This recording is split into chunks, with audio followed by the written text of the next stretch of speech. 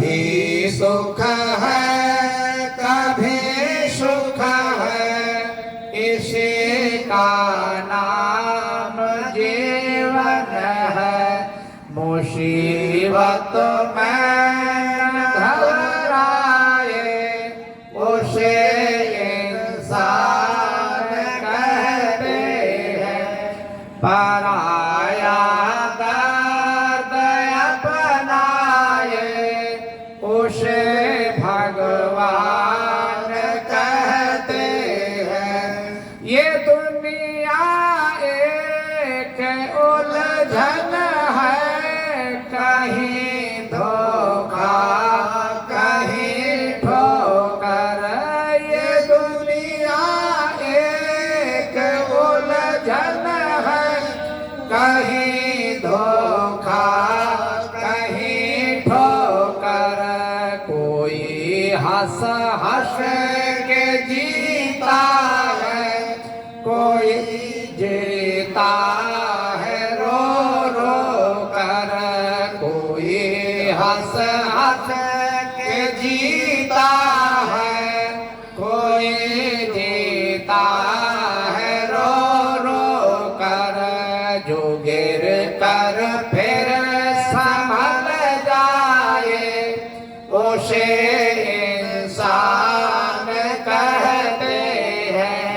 पराया दर्द अपनाए उसे भगवान कहते हैं।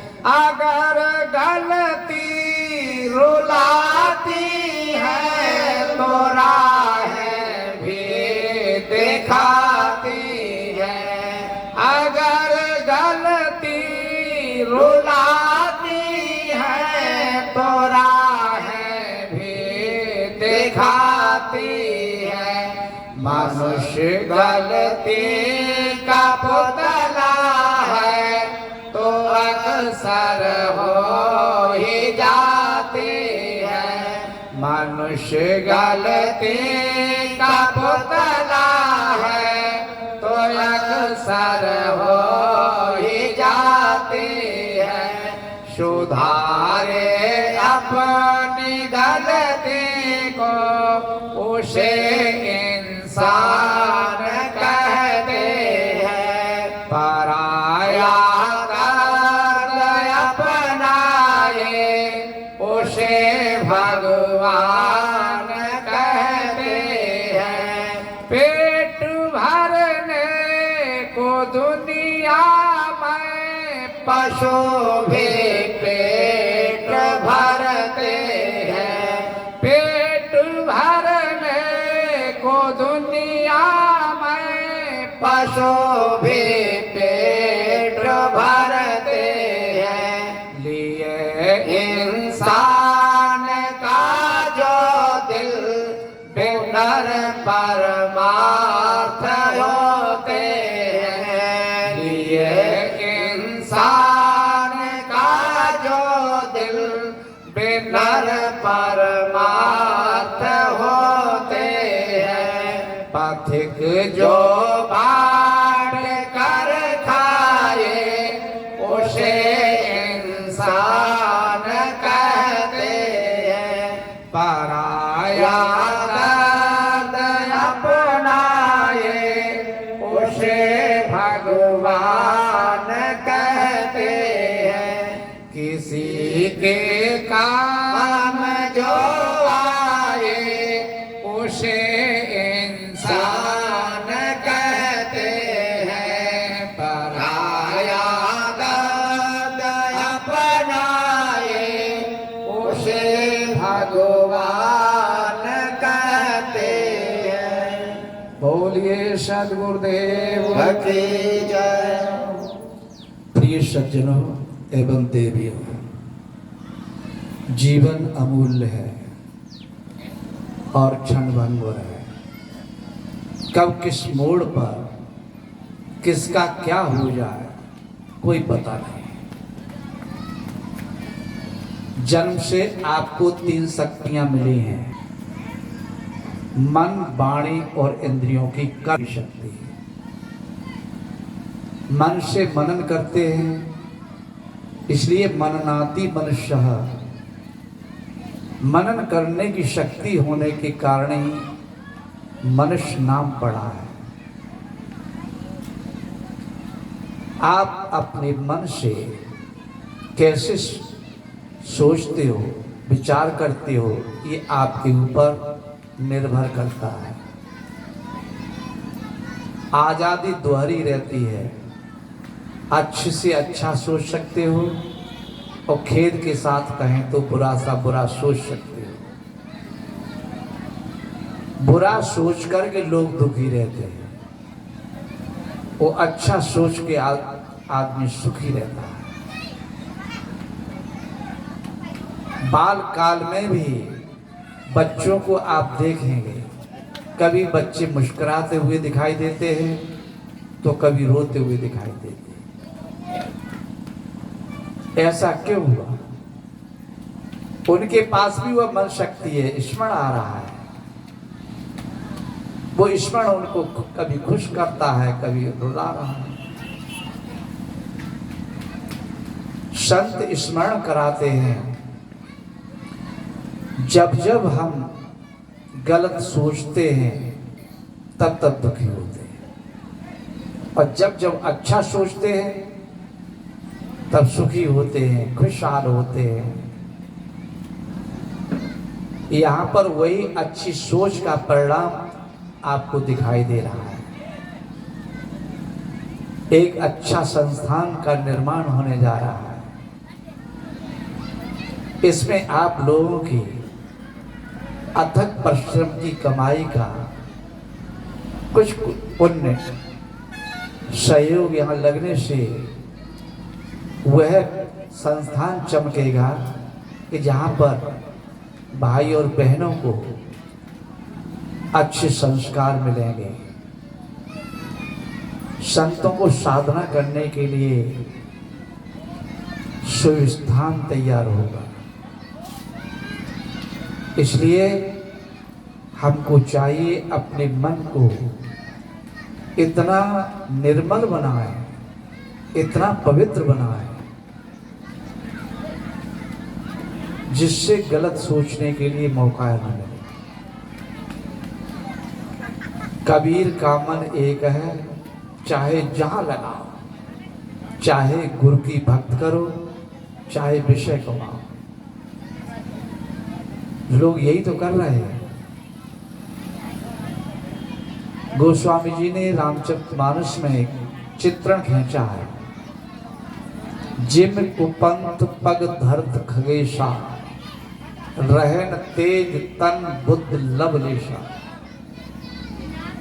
कुपंथ पर पैर रखते ही आदमी सोचता है, सोचने के बाद में फिर कदम रखता है। कितनी क्षति हो गई, कितना नुकसान हो गया। रहन तेज, आदमी का चेहरा उड़ जाता है, तन शारीरिक शक्ति क्षीण हो जाती है। बुद्ध लवलेशा, बुद्धि का लवलेश मात्र नहीं रह जाता है, यानी संपूर्ण बुद्धि का विनाश हो जाता है। कोई बुद्धिमत व्यक्ति कभी गलत मार्ग पर पैर नहीं रखते, न कोई गलत शब्द का प्रयोग करते। जब कभी भी बोलते हैं, मधुर बोलते हैं, प्रियकर बोलते हैं, हितकर बोलते हैं, और जब काम करते हैं तो लोक मंगल का काम करते हैं। इसलिए गीताकार कहते हैं, बुद्ध नाशस्य प्रणश्यति। बुद्धि का नाश होते मनुष्य का सर्वनाश हो जाता है। डॉक्टर डॉक्टर नहीं रह जाते हैं, मास्टर मास्टर, वकील वकील नहीं रह जाते हैं, जज जज नहीं रह जाते हैं। फिर तो पागल की संज्ञा में चले जाते हैं। पागल क्या व्यवस्था है? आदमी का स्मरण का क्रम बिगड़ जाता है। कहना कुछ चाहता कह कुछ रहा है, करना कुछ चाहता कर कुछ रहा है। उसका जो क्रम था वे बिगड़ गया, सोच बिगड़ गई, समझ गए। इसलिए अपने मन को आप मालिक हो, इस बात को यहां पर समझो। कुछ विचारक लोग कहते हैं हम तो कठपुतली हैं, सबे नचावे राम गोसाई। राम गोसाई नचाते थे, नाच रहे हैं। संत कहते हैं आप कठपुतली नहीं हो, कोई ऐसा राम नहीं जो तुमको नचाए। तुम स्वयं अपनी वासनाओं में आकंठ डूबते हो तब नाचते हो। शुभाशुभ वासनाओं के निर्माता आप हो। चाहो तो अच्छी वासनाओं का निर्माण करो। अच्छी वासना अच्छे कर्मों से निर्मित होती हैं, गंदी वासनाएं गंदे कर्म से निर्मित होती हैं। चोर चोरी करने से पहले चोर नहीं होता है, और चोरी छोड़ने के बाद भी चोर नहीं रह जाता है। जब तक चोरी में लिप्त है तब तक चोर कहा जाता है। और हमने देखा है जब किसी बच्चे को चोर का संग मिल जाए तो चोर हो जाता है, ज्वारियों का संग मिल जाए बच्चे ज्वारी हो जाते हैं, गजेड़ियों का संग मिल जाए बच्चे गजेड़ी हो जाते हैं, सत्संगियों का संग मिल जाए तो बच्चे सत्संगी हो जाते हैं। संग का प्रभाव है। संत कहते हैं मानव को जैसा संग मिले, कपड़े को जैसा रंग मिले, वह उसी रंग में रंगता है, जीवन का कण कण खिलता है। इसलिए सदगुरु कबीर संगत पर प्रभाव के कारण निवेदन करते हैं कि संगत कीजिए साधु की, हरे और की ब्याज ओछी संगत कूर की, आठों पहर पार। संगत से सुख उपजे, कुसंगत से दुख हो, कहाँ है कबीर तहाँ जाइए जहाँ अपनी संगत हो। एक बार एक पिता ने अपने बेटे को जुआ में बैठा देखा। जवान बेटा है, जवान मित्र है, साथी है, बड़ी पीड़ा हुई। आया मन में आवेश, कुछ कहूं, तत्क्षण विचार आया इस समय ठीक नहीं, शाम को समझाएंगे। और उन्हीं पैर लौट आए। बच्चे ने नहीं देख पाया था। शाम को जब बच्चा घर आया, उसको बुलाया और पूछा कि भैया आज कहाँ बैठे थे। बच्चा समझ गया पिताजी ने देख लिया हूं मैं। बच्चा कहता मैं जुआ नहीं खेल रहा था। पिता कहते मैं ये नहीं पूछा क्या कर रहे थे, मात्र इतना पूछा है आप कहाँ बैठे थे। कहाँ जुआ में बैठा था, मित्र खेल रहा था जुआ। पिताजी स्वीकार करते हैं कि ठीक है आज माना आप जुआ नहीं खेल रहे थे, बेटा कल खेलोगे। बच्चा कहता मैं कभी नहीं खेलूंगा। पिताजी कहते ये मेरी बात समझ में नहीं आ रही, क्या आपका दोस्त जुआरी है, आप जुआ में बैठोगे दोस्त के साथ, कैसे नहीं खेलोगे। तो ऐसा करो कोयला का टुकड़ा लेके आओ। एक कोयला का टुकड़ा लेके आए। क्या करे अभी बताते हैं। बात करते ही करते देखा तो एक हाथ से दूसरे हाथ में बच्चे ने कोयले के टुकड़े को बदल दिया। आवश्यकता पड़ने पर चेहरे को संभाला, कपड़ों को संभाला, जहां जहां संभाला वहां वहां कालमा आ गई। चेहरा काला होगा, कपड़े काले हो गए। पिता कहते बेटा कोयला जहां से लाए वहीं ले घर के आओ और दर्पण लेके आओ, शीशा लेके आओ, देखो तो अपने चेहरे को। क्या मैंने ये बोला था अपने चेहरे को काला कर लेना, कि नहीं। क्या मैंने ये बोला था अपने कपड़ों को काला कर लेना, कि नहीं। फिर ये कैसे हुआ कि कोयला थोड़ा पकड़ा था। ये संग दोष है। थोड़ा कोयले का संग करने पर आपके हाथ काले हो गए, चेहरा काला हो गया, कपड़े काले हो गए। वो आपका मित्र यदि जुआरी है उसका संग करोगे, आप कब तक जुआ नहीं खेलोगे, कैसे बचाओगे आप अपने को। पूरी बात को बड़े मनोयोग से बेटा ने सुना। वो उत्तर दिया कि पिताजी समझ में आ गई बात, आज से मेरा वो है मित्र नहीं है, दोस्त नहीं है। अब कभी न उनके पास जाऊंगा न उनको बुलाऊंगा, संबंध खत्म।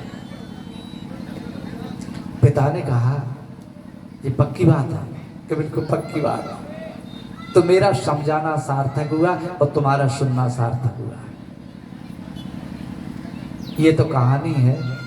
इसी तरह से प्रत्येक भाई बहन को, माता पिता को चाहिए अपने बेटा बेटियों को गतिविधियां देखें कि कहीं हमारा बेटा या बेटी कोई गलत जगह तो नहीं बैठते। उनको समझदारी के साथ संभालें। यदि आप देख करके भी अनदेखो करोगे तो बच्चों को बिगड़ते देर नहीं लगेगा, और जब बिगड़ते बिगड़ते बिगड़ जाएंगे फिर तुम समझाना चाहोगे तो तुम तो नहीं समझा पाओगे, तुमको वो बच्चा जरूर समझा देगा। बच्चा कैसे समझा देगा? आपको अनाथालय में व्यवस्था कर देगा। कहते हैं एक भाई दो मित्र थे, दोनों भाइयों में प्रेम था। धीरे धीरे बड़े होते हैं, दोनों की शादी होती है, दोनों की संतानें होती हैं। बड़े भाई की नीयत खोटी थी, खेत की मेड़ को काटते थे। अधिकांश लोग मेड़ काटते थे, तो बड़े भाई मेड़ काटते थे और छोटे भाई देखते और देख करके अनदेखी कर देते कि भाई साहब हैं, बड़े हैं, मेड़ काट रहे हैं, काट लेने तो कोई बात नहीं। तो अपने बेटा को भी समझा दिया कि अपने ताऊ से कुछ कहना नहीं, काट लेने तो। देखते ही देखते बेटा भी जवान होता है और पिता के कृत्यों को देख करके बच्चे में वही कृत्य शुरू हो जाते हैं। पिता की नीयत खराब तो बेटा की भी नीयत खराब, पिता का खान पान खराब तो बेटा का भी खान पान खराब हो जाता है। एक से एक बढ़ करके शराबी हो जाते हैं, ज्वारी हो जाते हैं। एक दिन पिता ने बेटा को समझाने की प्रयास किया। जैसे ही समझाने का प्रयास तरीका था उनका डांटने का, तो बच्चे पर सहन नहीं होता, तो बच्चे ने अपने पिता को डांट दिया। आपस में द्वंद्व हो जाता है, युद्ध हो जाता है। तो पिता ने बेटा को पटक लिया, तो बेटा ने पिता को पटक दिया और पिता की पिटाई ऐसे की और कहा अब यहाँ पर मुंह नहीं दिखाना, आपके लिए कोई जगह नहीं है घर पर, कहीं चले जाओ। पिता दुखी होकर के अब घर से जा रहे, इधर छोटे भाई के बेटा ने देखा ताऊ दुखी होके जा रहे हैं। रास्ता में आकर हाथ जोड़ के चरण स्पर्श करते हुए विनय की, मैं भी आपका बेटा हूं, यह घर आपका है, यहां आप रहेंगे, मैं आपकी सेवा करूंगा। मैं भाई साहब से तो कुछ नहीं कह सकता, मेरा फर्ज है, मैं सेवा करूंगा। जैसे अपने घर लाते हैं, घर पर उनको पानी पिलाते हैं, चाय पिलाते हैं, नाश्ता कराते हैं, भोजन कराते हैं। अब रोजाना की दिनचर्या देखते हैं भाई के बेटा की सेवा को। अब मन में बड़े बड़े ऊंचे नीचे ख्याल आ रहे हैं कि मेड़ मैंने किसकी काटी थी, किनके लिए काटी थी। जिसको मैं पराया समझता था वह मेरा निकला, ये मेरी सेवा कर रहा है। जिसको मैं अपना कह रहा था, अब तक सोच रहा था, विचार कर रहा था, वह दुश्मन तुल्य, उसके हृदय में घर में रहने के लिए जगह नहीं है मेरे लिए। संत कहते हैं आप भी थोड़ा ठंडे दिल से विचार करो, आप कैसा काम कर रहे हो, तो किसके लिए कर रहे हो। सदगुरु कबीर कहते हैं आपन कर्मन मेट हो जाए, कर्म का लिखा मिटे तो कैसे जो ये कोट सराई। गुरु वशिष्ठ में लगन सुधायो सूर्य मंत्र कीना, जो सीता रघुनाथ ध्याई पलेग संचन कीना। तीन लोग के कर्ता कहिए बाल बधो बरियाई, एक समय ऐसी बने आई उन्होंने अवसर पाए। नारद मन को बदन छिपायो किन्नो कप को स्वरूपा, शिशुपाल की भुजा उपारी आप बैठो। पार्वती को भांज न कहिए, ईश्वर न कहिए भिखारी, कहें कभी कर्ता की बातें कर्म की बात है। कर्म में क्षमा नाम की जगह नहीं है, है? अच्छा बिल्कुल बोल। अच्छा तो मेरा भी समय जवाब दे रहा है, मैंने थोड़ी बात करी, आपने बड़े ध्यान से प्रेम से शांति का परिचय देते हुए श्रवण किया। सदभूषण समाज की तरफ से बहुत बहुत धन्यवाद के साथ मंगल कामना प्राप्त हो। आ जाए बोलो श्री सतगुरुदेव की संत समाज की। थोड़ा सा मैं कुछ बोल देता हूँ, उसके बाद में आरती पूजा डायरेक्ट हो जाएगी। अभी मेरा